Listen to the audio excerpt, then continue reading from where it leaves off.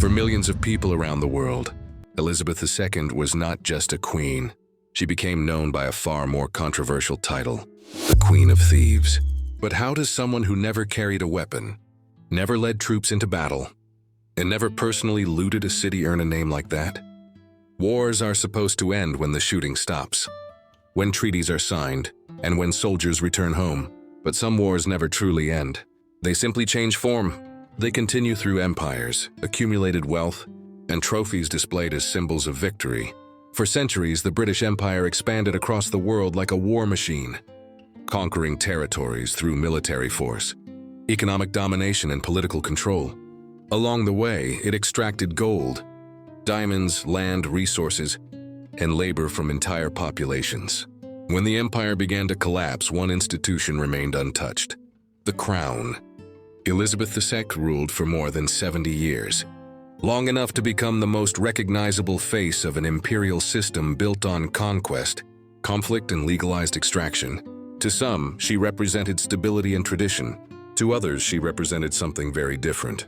For millions of people in former colonies, she became the symbol of what was taken during imperial wars and never returned. And that is why, even today, the label Queen of Thieves continues to follow her name. To understand why the title Queen of Thieves exists, it is necessary to understand the nature of the British Empire itself. This was not an empire built by peaceful trade or voluntary agreements. It was built, expanded, and maintained through war. From the 17th century onward, British expansion followed a clear pattern: military invasion, political control, economic extraction, and permanent occupation. Armies secured territories, navies controlled trade routes, and colonial administrations enforced British interests at gunpoint. Resistance was not negotiated, it was crushed. In India, British rule was imposed through military dominance and sustained by force for nearly 2 centuries.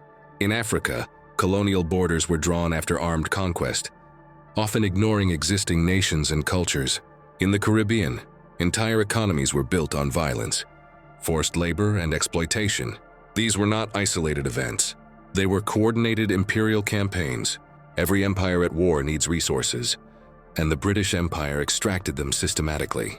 Gold, diamonds, spices, land, raw materials, and human labor flowed out of conquered territories and into Britain.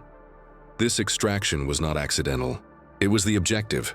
Colonial wars were fought to secure access to wealth, not to defend freedom. What made this system different from conventional warfare was its duration. Unlike traditional wars with clear beginnings and endings, imperial war was continuous. Generations lived and died under occupation. Military force remained present, even when open conflict faded into control and surveillance. By the time Elizabeth II ascended the throne in 1952, the British Empire was already weakening, but its foundations had been laid by centuries of conflict.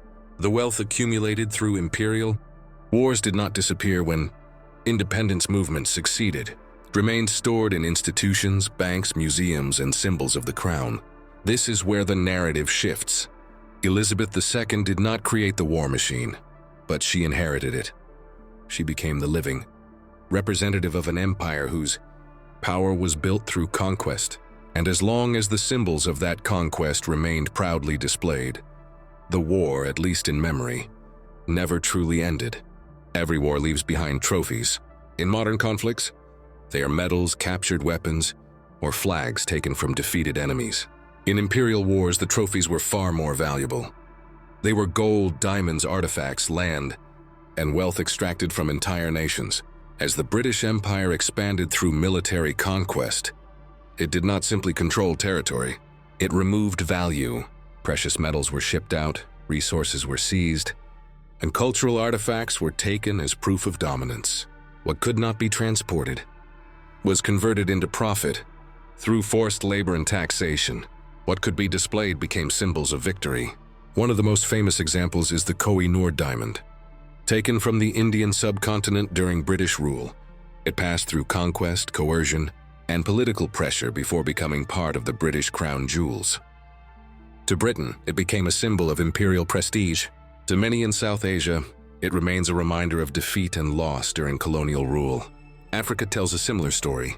Diamonds extracted from colonized regions, particularly in southern Africa, were obtained under systems enforced by violence and military control. These gems did not represent peaceful trade. They represented the outcome of wars fought to secure land, mines, and labor. Once removed, they were transformed into royal ornaments, stripped of their original context. What makes these objects controversial is not just how they were taken, but how they are still presented. Imperial trophies are displayed as heritage, tradition, and national pride, while the conflicts that produce them are often minimized or forgotten. The suffering, displacement, and violence that enabled their acquisition rarely appear. Beside the glass cases and crowns, in warfare, trophies serve a purpose. They send a message to both victors and the defeated. They declare who won and who lost.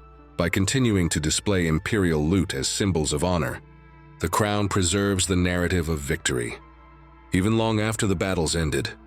This is the foundation of the accusation. When people call Elizabeth the Queen of Thieves, they are not describing a single act of theft.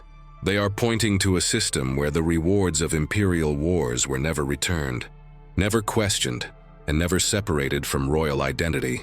The jewels, the gold, and the artifacts remain.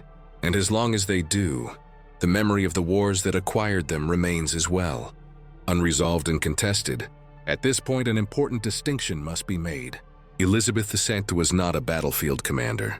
She did not issue military orders, plan invasions, or personally authorize colonial campaigns. By the time she became queen, Britain was a constitutional monarchy, and real political power rested largely with elected governments. So why does the accusation persist? Because in war, symbolism matters as much as command. Elizabeth II was not merely a private individual. She was the head of state, the embodiment of the crown, and the most enduring symbol of British imperial continuity. For more than 70 years, she represented an institution whose power, wealth, and prestige were built during centuries of conflict and conquest. In military history, responsibility is not limited to those who pull the trigger. Leaders, institutions, and symbols are held accountable for the systems they preserve. The crown did not distance itself from imperial wealth. It did not renounce the trophies of conquest. It did not return the spoils of colonial wars. Instead, it maintained them as traditions, heritage, and national pride. Elizabeth II presided over this legacy without challenging its foundations. Royal ceremonies continued. Imperial honors remained.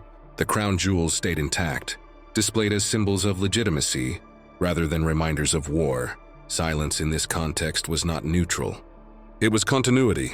For populations who lived under British rule, this distinction between personal intent and institutional responsibility carries little weight. They did not experience colonialism as abstract policy. They experienced it as occupation, repression, and loss. The face of that system, generation after generation, was the monarch. This is how the title takes shape. Queen of Thieves is not a legal accusation. It is a moral one. It reflects the belief that benefiting from the outcomes of conquest, while refusing to confront or undo them, makes the symbol inseparable from the act itself. Elizabeth II may not have created the imperial system, but she legitimized its legacy simply by preserving it. And in the logic of history shaped by war, preservation is a form of participation. When people think of war, they imagine world wars, front lines, and decisive battles between nations. But imperial war rarely looks like that. It is fragmented, localized, and often erased from mainstream history. The British Empire fought dozens of colonial conflicts, many of which never received the attention given to European wars. In Kenya, during the Mau Mau uprising, British forces used detention camps, torture, and mass repression to crush resistance. In Malaya, counterinsurgency campaigns relied on forced relocations and military control of civilian populations.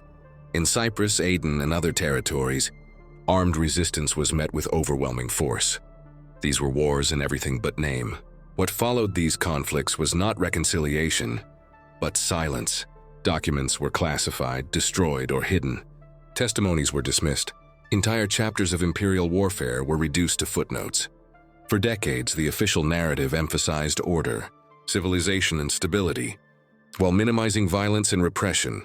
This suppression of memory is critical to Understanding the anger directed at the crown in war. Acknowledgement matters. Defeat can be processed. Victory can be questioned. But denial preserves resentment. To the enduring face of the system itself, were never recognized, and once again that face was the crown never addressed. Elizabeth II reigned while many of these memories were actively buried. The crown did not lead efforts to expose these conflicts or confront their consequences. Instead, it stood above them, unchanged, ceremonial, and untouched. To those who suffered under imperial wars, this detachment felt less like neutrality and more like erasure. When history refuses to remember its wars, the symbols associated with victory become targets. The anger shifts from generals and governments. Today, the battlefield has changed. The modern conflict is no longer fought with rifles and battalions, but with memory, law, and public pressure. Former colonies and marginalized communities are demanding accountability, recognition, and restitution. The war has moved into courts, museums, and global discourse. Calls to return imperial artifacts, jewels, and stolen wealth have intensified. Museums face demands to repatriate objects taken during colonial campaigns. Governments debate reparations for centuries of exploitation. Each demand challenges the idea that imperial trophies can remain neutral symbols of heritage. This is where the phrase Queen of Thieves gains new life. In the digital age, history is no longer controlled solely by institutions. Social media, independent historians, and activists resurrect suppressed narratives and connect them directly to symbols of power.